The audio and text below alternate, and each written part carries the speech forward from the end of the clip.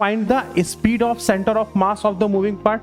जो moving part है उसके सेंटर ऑफ मास की स्पीड बतानी है। इसकी ऑल्टरनेटिव अप्रोच मैं अभी बताऊंगा, लेकिन उसके पहले मैं पार्ट बी पर लेके चलूंगा आपको। एफ फोर्स ने यहां पर इस एंड पर लगना शुरू किया था। डिस्प्लेसमेंट कितना हुआ point of application of force का। dt टाइम अगर मैं देखने की कोशिश करूं तो बेटा ये वाली डिस्टेंस कितनी होगी जो मेरे पास कहानी निकल के आई थी उस कहानी से दुगने फोर्स की आवश्यकता हो रही है। आपको बताना है कि इसमें क्या है सही जवाब और कौन सा है गलत जवाब। हेलो बच्चों, क्या हालचाल, कैसे हैं आप लोग। तो भैया एक लेकर आ गए हैं एक बहुत शानदार चेन प्रॉब्लम जिसकी कहानी अभी तक हमारे साथ चल रही है और बहुत तगड़े एक्सप्लेनेशन के साथ हम आने वाले हैं आपके इन चेन प्रॉब्लम्स के। लेकिन पहले आपसे एक छोटा सा क्वेश्चन है कि भैया गलती पहचानिए।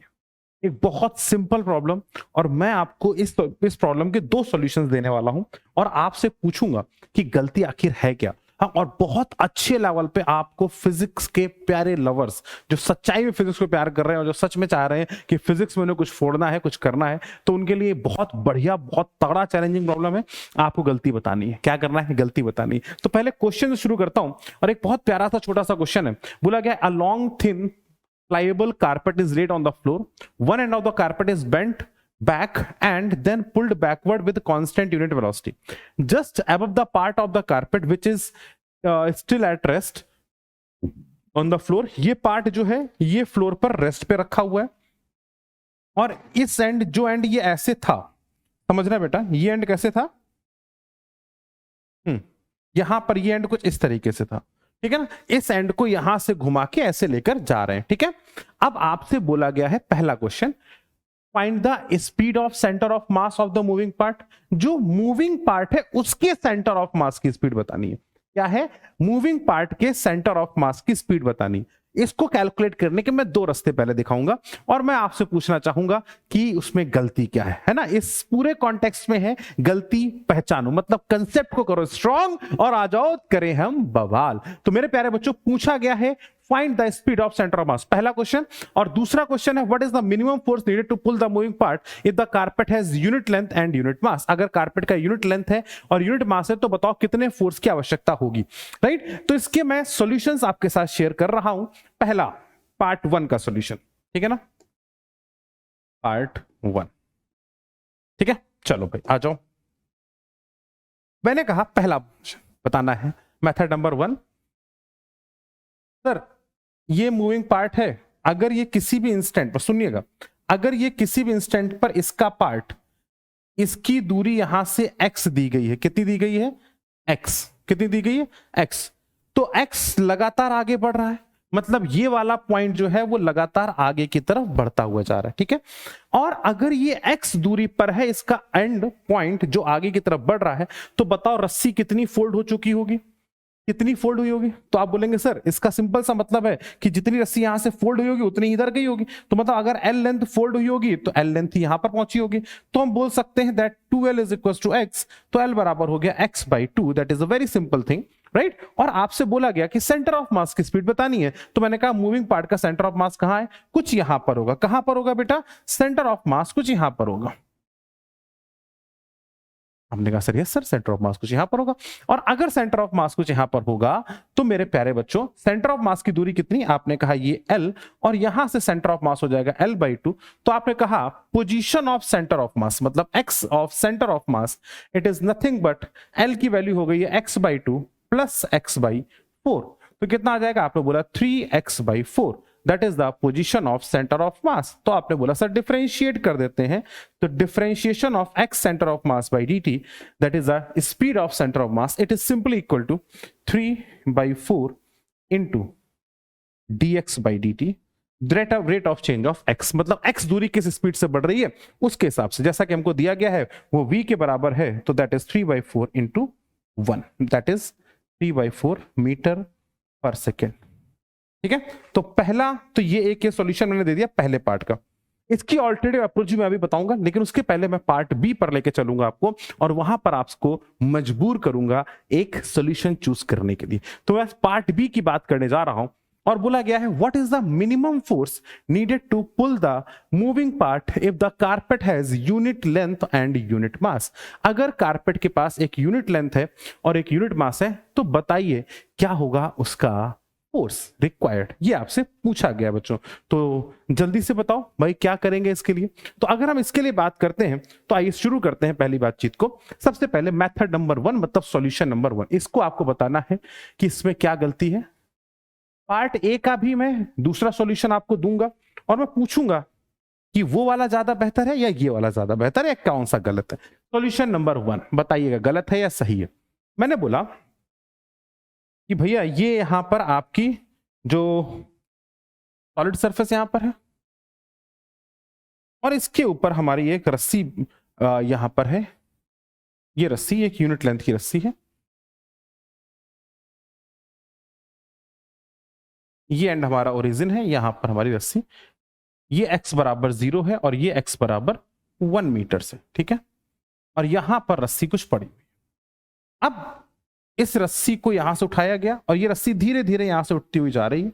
अब जैसे ये रस्सी यहां से उठती हुई ऐसे जाएगी, ठीक है ना, तो यहां पर हमको एक फोर्स लगाना पड़ेगा ताकि रस्सी पर एक वेलोसिटी दी जा सके, रस्सी के मोमेंटम को परिवर्तित किया जा सके। तो आपसे पूछा गया है कि क्या फोर्स इंपार्ट करना पड़ेगा। आपसे क्वेश्चन मैं यहां पर पूछ रहा हूं, जरा ध्यान से समझिएगा। जब ये फोर्स, जब ये रस्सी पूरी तरीके से v वेलोसिटी गेन कर लेगी, जब ये रस्सी पूरी तरीके से v वेलोसिटी गेन कर लेगी तो रस्सी का स्वरूप कुछ इस तरीके से होगा कि इसका ये एंड पॉइंट A और इस वाले पॉइंट को अगर मैं B बोलूं तो एंड पॉइंट A यहां पहुंच चुका होगा और अब यहां पर B पॉइंट भी उसी वेलोसिटी से चल रहा होगा जिससे A। ये क्या आप लोग इसकी फाइनल पिक्चर समझ पा रहे हैं।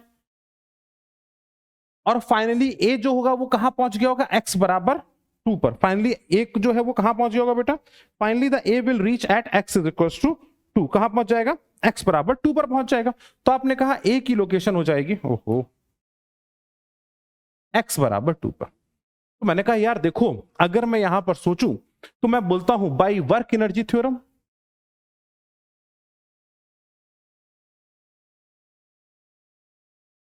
तो आप लोग एक F फोर्स इस पर लगा रहे हैं, F फोर्स ने यहां पर इस एंड पर लगना शुरू किया था। डिस्प्लेसमेंट कितना हुआ point of application of force का। तो आपने कहा सर वर्क डन बाय, अगर मैं F लिखता तो मैं लिखता F एक कांस्टेंट फोर्स है और 2L डिस्प्लेसमेंट हुआ है, तो वर्क डन बाय फोर्स हो जाएगा F इंटू 2L। बिल्कुल सही बात है।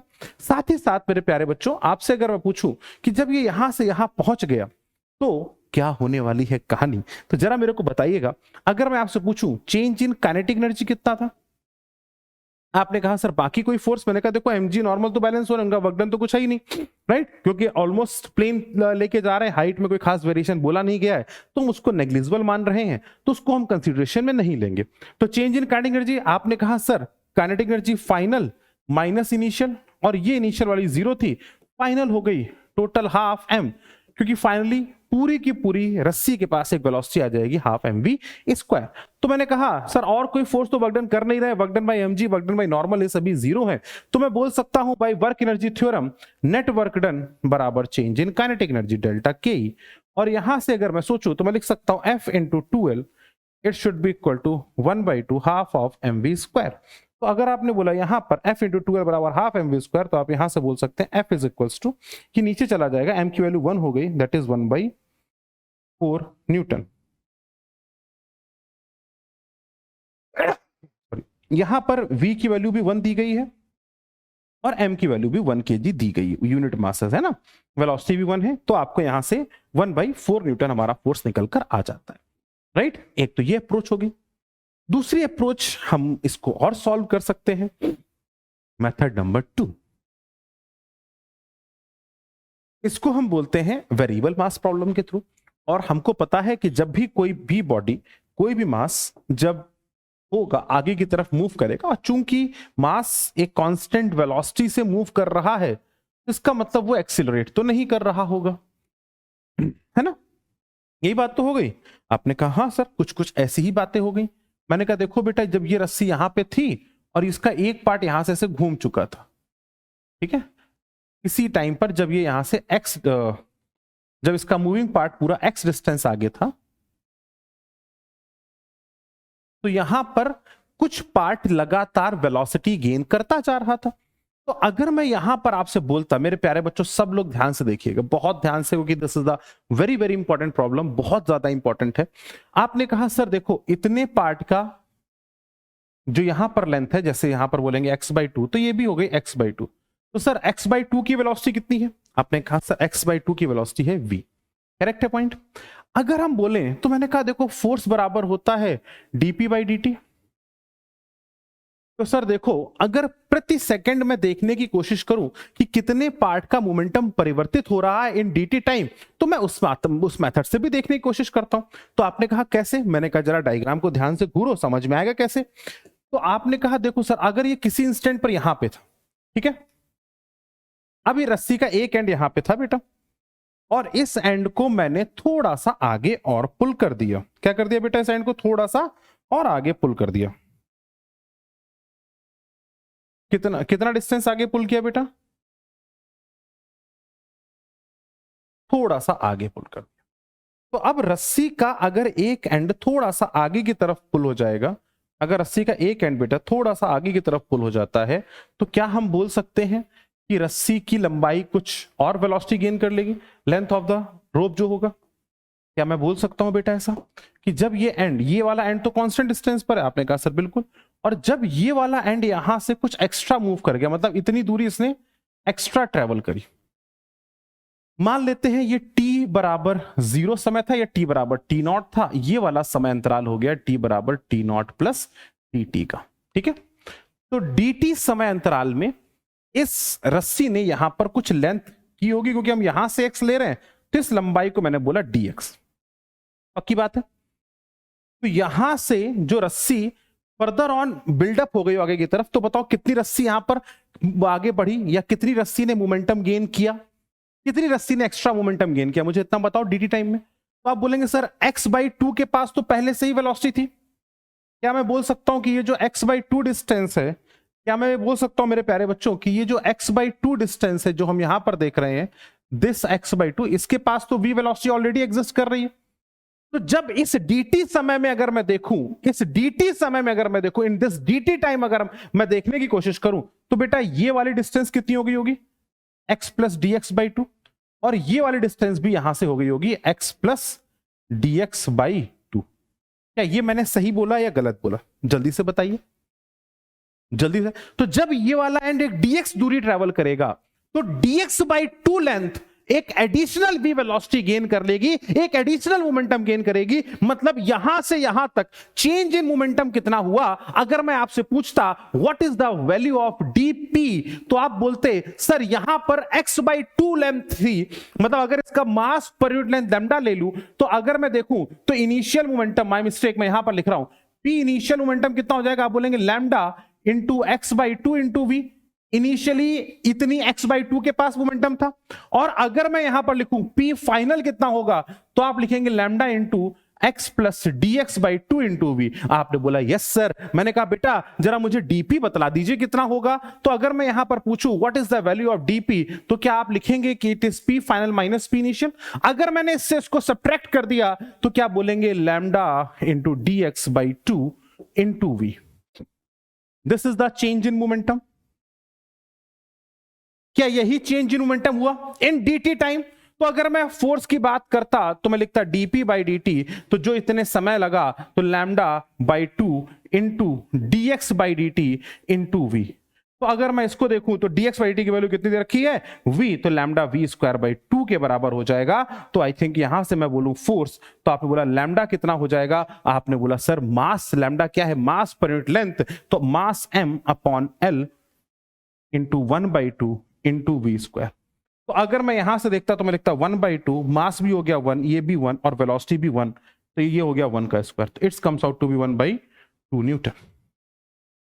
तो मेरे प्यारे बच्चों, यहां से हम बातचीत कर रहे हैं कि फोर्स की रिक्वायरमेंट कितनी होगी। तो एज पर मोमेंटम चेंज जो मुझे दिखाई पड़ रहा है, वो दिखाई पड़ रहा है कि फोर्स मुझे 1/2 न्यूटन का चाहिए। मतलब एनर्जी कंजर्वेशन या वर्क एनर्जी थ्योरम से जो मेरे पास कहानी निकल के आई थी, उस कहानी से दुगने फोर्स की आवश्यकता हो रही है। आपको बताना है कि इसमें क्या है सही जवाब और कौन सा है गलत जवाब। मतलब मेथड 1 सही है, मतलब 1/4 इज द करेक्ट आंसर, और 1/2 इज द करेक्ट आंसर। इसमें आपको आंसर देना है, क्योंकि दोनों ही सॉल्यूशंस मैंने आपके सामने रखे हैं, आपके सामने पूरा क्वेश्चन रखा हुआ है, और आपको मुझे बताना है व्हाट इज द करेक्ट वाला आंसर, राइट।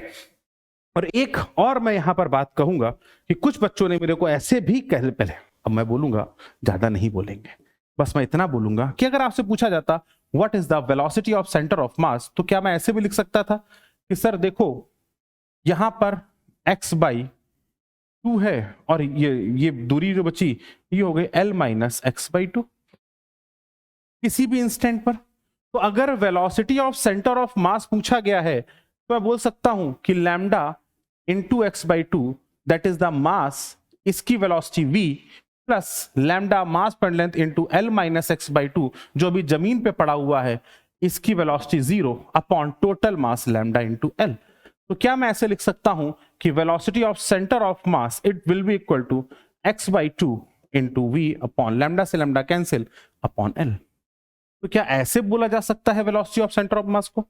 इसमें और इस वेलोसिटी में क्या मैं फंडामेंटल गलती कर रहा हूं? आपको इनको कमेंट में बताना है क्या गलती मैंने की है। यहां पर मैंने बहुत सिंपल सा फॉर्मूला यूज किया है velocity of centre of mass का, that is m1v1 plus m2v2 upon m1 plus m2। So this is the formula for the velocity of center of mass that I have used कि इतना part जो यहां पर है जिसके पास velocity v आ चुकी है इसका मास है m1, जिसके पास अभी नहीं आई है इसका मास है m2, राइट।